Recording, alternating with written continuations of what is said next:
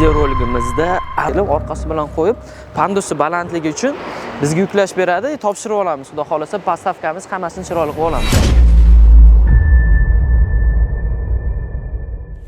Salom do'stlar, sizlar bilan men Akrom Biznes. Bugungi kungi videoroligimizda Azonda qanaqa qilib biz futbolga jo'natamiz, qanaqa qiyinchiliklarga duch kelishimiz mumkin va nimalarga e'tibor berishimiz kerak, shular haqida video olamiz. Qani ketdik.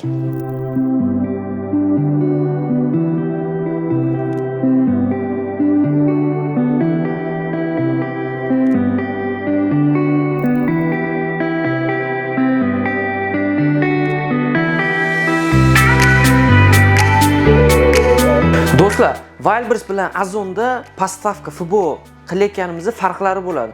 Futbolga jo'natishda albatta e'tibor beradigan joylari bor. Bugun sizlarga Azonda futbolga qanaqa biz jo'natamiz, shularni obzor qilib beraman. E'tibor berasizlar, mana bu joylari bor. Bu yerda biz futbolni korobka shaklida jo'natyapmiz va e'tibor bersanglar, hamma korobkasi har xil razmerda bo'ladi. Sababi bizga har bitta korobkamiz 20 kilodan oshib ketmasligi muhim. Korobkaning razmeri maksimalni, ya'ni shu Wildberries razmerida bo'lsa bo'ldi, undan kichkina bo'lsa bo'laveradi. Har bitta tomoniga o'zining shtrix kodlarini, korobkaning shtrix kodlarini joylashtirganmiz. Bular mix korobkalarimiz deb ataladi. Endi bu tarafda shunday postavkamiz borki, buni korobkasi soni ko'pligi sababli biz korobka bilan emas, celly palet bilan topshirishlikni niyat qilib turibmiz. Xo'p, palet bilan qanday topshiriladi? Buni ham alohida sizlarga tushuntirib o'taman. Palet topshirayotganimizda o'ziga yarasha standartlari bor. Bu yerda ko'rsatib o'tamiz, xudo xolisa. Xo'p, paletga topshirayotganimizda postavkaga hech qanaqa shtrix kodlar yopishtirilmaydi. Umumiy paletga bir donagina shtrix kod bilan topshiriladi. Qani ketdik. Bu bizni kuzatib qo'yapti futbolga ketayotganimizda. Xo'p do'stlar, mana hozir mashinamiz bitkom to'ldi. Biz qo'limizga o'zimizga kerak bo'lgan hujjatlarimizni olamiz. Mana har bitta regionimizda, har bitta korobkamizda nechtada mahsulot borligini o'zimiz uchun olamiz. Topshirayotganimiz muammo bo'lmasligi uchun. Bo'lganda biz ataylab shunaqa katta mashina oldik. Kichkina mashina olmoqchi edik o'zi boshida. Maqsadni balandroq qo'yamiz deb kattaroq mashina oldik. Bunga ham sig'may qolyapti. Xudo xolasa endi furo olamiz shekilli, furo jo'natamiz shekilli.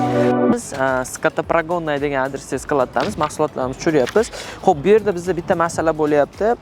Biz ko'pincha postavkamiz obычно korobkada topshiramiz, lekin bitta postavkamiz korobkalar ko'payib ketgani uchun paletda topshirishlikni plan qilib turibmiz.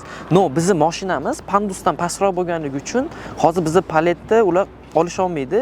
Shuning uchun biz qanday qilyapmiz? Hozir o'zi aslida skladning ichiga kirib paletni tayyorlash mumkin emas. Biz hozir sotrudniklardan so'rab ko'ramiz, agar ruxsat berishsa, biz paletni birinchi skladning ichiga olib kirib qo'yib turib, keyin korobkalarimiz ustiga qo'yib turib, o'rab turib, xudo xolisa topshirib olamiz. Paletimiz tayyor bo'ldi. Yana qaytarib o'taman, gabaritlari lishniy chekkalaridan chiqib ketish kerak emas. Xo'p, kilogrammi ham 800 kilodan oshirish mumkin emas edi, lekin ba'zida biz 800 kilodan ham oshiq topshirganmiz, og'ir mahsulot bo'lganligi uchun paletni. Xo'p, palet topshirayotganingizda e'tibor beramiz. Umumiy paletni tovar ichida siz shu regionga, bitta regionga tayyorlangan hamma mahsulotlar ichida yotadi va umumiy bitta paletning nomeri bo'ladi. Mana bu yerda palet surati chiqib turadi va biz hozir Xurugvinoga celly palet tovarlar yuboryapmiz. Har bir to'rt tarafiga bunaqa kichkinasidan ham chiqarib qo'yganmiz. Do'stlar, mana hozir biz muammoni hal qildik. Mana bizning kamazimiz hozir shu yerga kelib, orqasi bilan qo'yib, pandusi balandligi uchun bizga yuklash beradi, topshirib olamiz. Xudo xolasa, postavkamiz hammasini chiroyli qilib olamiz. Katta furo bitta palet tovar bilan topshiryapti. Qarang. Xudo xolasa, furo to'ldirib topshirishimiz kerak. Yozyapsizmi ish qilib? Xudo xolasa, shunaqa furolar olib kelib topshirib, bularni skladlarni to'ldirib tashlash kerak o'zimizning tovarlarga. Mana do'stlar, akamiz Samarqanddan, Jamshid akamiz bizga yordam qildi mashinasi bilan. Sabab ko'rdinglar, biz postavkamizni qabul qilmay qo'yishdi. Bizning mashinamizni nimasi kichikroqligi uchun. Endi tasavvur qilinglar, orqaga borib shuncha ishni boshqatdan qilish kerak. Yaxshi yerda o'zi akamiz Azonda ham ishlar ekan, har xil mana shu bizga o'xshab topshirgan tovarlarimizni shu regionlarga yetkazib berar ekan. Umuman olganda bu Azon bo'ladi, Wildberries bo'ladimi, hamma joyda o'zimizgilar bor ekan. Bemalol qo'rqmasdan ishlash kerak. Aka, rahmat sizga katta yordam berganingiz uchun aka. Yaxshi, o'zbeklarimiz ko'payaversin. Shu Rossiyada, boshqa joyda shunaqa qilib bir-birimizni poddashcha qilib turaveraylik.